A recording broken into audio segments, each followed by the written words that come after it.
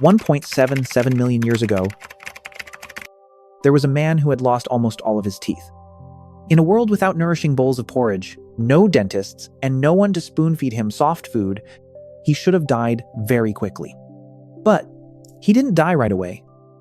He lived for many more years. So, who kept him alive? That question sounds like an archaeological mystery, but actually, it touches on a very modern fear. The fear of being left all alone. Right now, you might be sitting very close to other people, in a shared apartment or a crowded coffee shop, with a phone that keeps lighting up constantly. But there are still times, amidst all those signals, when we feel strangely disconnected. The scary thing is, loneliness isn't just a sad feeling. In the 2023 report by the United States Surgeon General, about half of all adults in America have experienced loneliness. And the impact of lacking social connection on mortality risk is compared to smoking up to 15 cigarettes a day.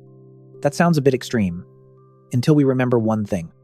For our very distant ancestors, loneliness wasn't just a sad evening staring at a screen. Loneliness meant having no one to keep watch when night fell, no one to share food with, no one to hear you call out in the dark. Loneliness, back then, could literally kill you. But here is the fascinating part. The most deeply touching traces of ancient humans aren't just spearheads or stone axes, or the bones of hunted animals. They are the traces of care.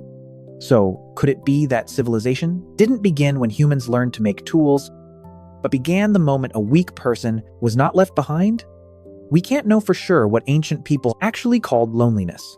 They didn't leave behind any diaries.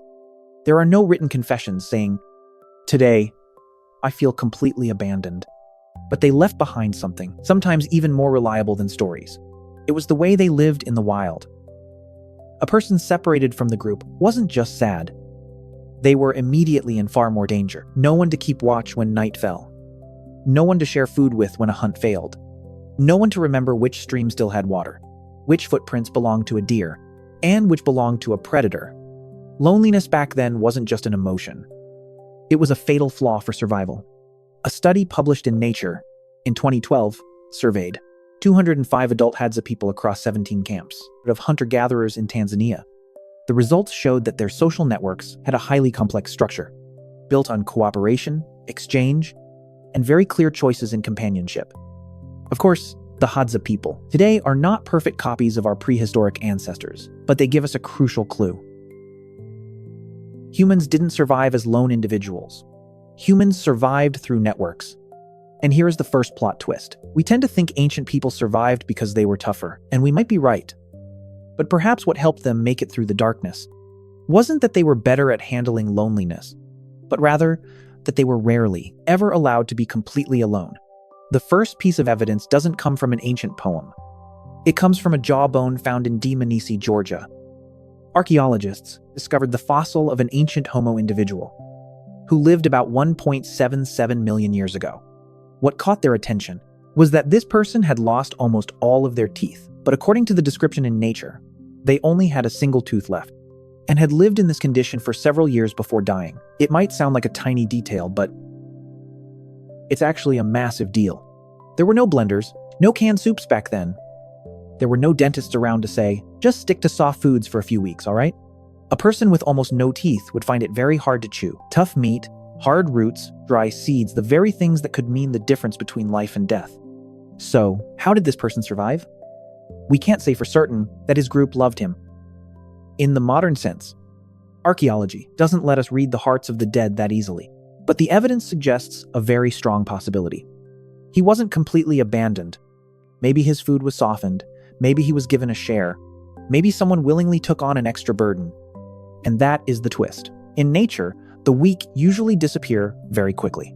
But here, a person who could no longer chew still lived for many more years. A person no longer strong enough to take care of himself, but who still had a place in the group. A toothless jaw, strangely enough, actually tells a story of presence. But if keeping a toothless person around is enough to amaze us, then over 1 million years later, another skeleton asks an even stronger question. In the Shanidar cave in the Zagros Mountains in Iraq, archaeologists found a Neanderthal skeleton known as Shanidar I. According to the Smithsonian, he might have suffered severe trauma to the left side of his face, likely blinding him in one eye, leaving his right arm withered and weak. His right leg was also affected. A foot bone had been broken and then healed, making walking extremely difficult. Yet, scientists estimate he still lived to be about 35 to 45 years old. For a Neanderthal, that was not young. And in a world with no painkillers, no hospitals, all those injuries weren't just a medical issue. It was a matter of survival. A healed wound means time had passed. And that time required food, need a shelter, need someone who won't leave too quickly. I used to think compassion was a late product of civilization, but even before cities, even before written language, someone had already slowed down so that another wouldn't be left behind. And perhaps that was one of the most important inventions of humanity. Not just a sharper spear, but the decision that this person still belongs with us. But care doesn't only happen when someone gets hurt. Perhaps it also happened every single night in a very ordinary scene. People sitting close together around the fire. Imagine a cold, prehistoric night. The wind howling through the distant tall grass.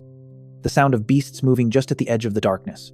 Inside the small circle of light, a child falls asleep on an animal skin. An elder slowly chews a softer piece of food. A few adults are chipping rocks, fixing their tools, looking up whenever the bushes rustle. No one there used the word loneliness, but they were all doing something incredibly profound, keeping each other close.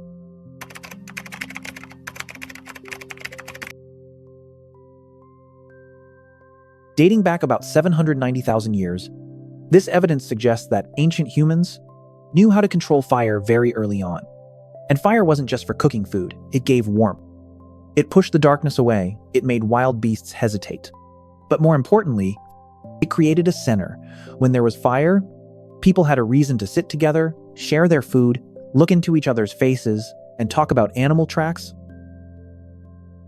dried up streams, or the coming fruit season. Fire pushed the wild beasts away, but perhaps the greater thing is that it pulled people closer. From that circle of fire, humans didn't just recognize each other by their faces. Gradually, they started creating symbols, like a seashell bead worn on the body, a streak of red on the skin, a tiny artifact left beside a dead body. But in the grand history of mankind, that was a massive leap. At the Blombos Cave in South Africa, archaeologists once found 41 small seashells with pierced holes and signs of wear, believed to have been strung into a necklace dating back about 75,000 years. They didn't help you hunt faster, or make your teeth sharper, or keep you any drier in the rain. So why did humans go through the trouble of making them? Maybe because they communicated a message that didn't even need to be spoken. This is who I am. This is who I belong to. I am seen within my group.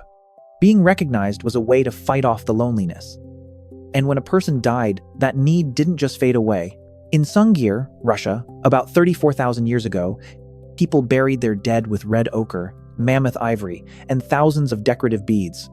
We can't say for sure exactly what kind of afterlife they believed in. But one thing is crystal clear. They refused to let the dead just vanish, like a nameless corpse out in the wasteland. Perhaps from the very beginning, humans understood that a lifetime isn't just about living alongside someone, it's also about being remembered by someone. And this is exactly where the story hits right home today. Back then, a person needed to be remembered because the world could swallow them up so easily. A hunting trip with no return, winter that dragged on too long, an infected wound. Without the pack, a human life could vanish in the blink of an eye. Today, we are so much safer. We have hospitals, we have antibiotics, we have maps and streetlights. We have phones right in our pockets. We can send a text to someone halfway across the globe, just in a matter of seconds. But strangely, amidst all of that, people can still find themselves feeling completely isolated. Back then, there were far fewer people, but survival forced them to rely on one another. Now, we are surrounded by thousands of people. We pass each other in elevators, sit next to each other in coffee shops, swipe past each other on screens. But it's hard to tell if anyone actually knows whether we're okay or not. Maybe you felt that way too. It's not necessarily that you have no one by your side. It's just that you're not sure if anyone would actually notice if you were fading away. Modern life isn't a bad thing. It saves countless lives. It gives us the freedom to walk away from toxic communities. It gives us a level of privacy that our ancestors probably couldn't even imagine. But the price we pay is that loneliness has become so incredibly clean, A brightly lit room, Wi-Fi with full bars, food delivered right to your door. And yet, no one knows how long you've been sitting there in total silence. Ancient people were terrified of being left behind in the middle of the forest, while we are sometimes left behind in a sea of notifications. But before we rush to blame the modern world, let's be fair for a second. The past wasn't always just a warm, cozy campfire, filled with endless community love and people saving each other, because a tight-knit community could also completely suffocate a person. In a small group during ancient times, you had almost no right to just disappear. There were no private rooms. There was no, "I just need to be alone for a few days." There was no block button. Every single mistake, every moment of weakness, every conflict played out right in front of everyone else's eyes. And if you were cast out by the group, the price could be absolutely horrifying. It wasn't just feeling sad. It meant starvation and freezing cold. No shelter, no one to keep watch during the night, no one to pull you back up when you fell.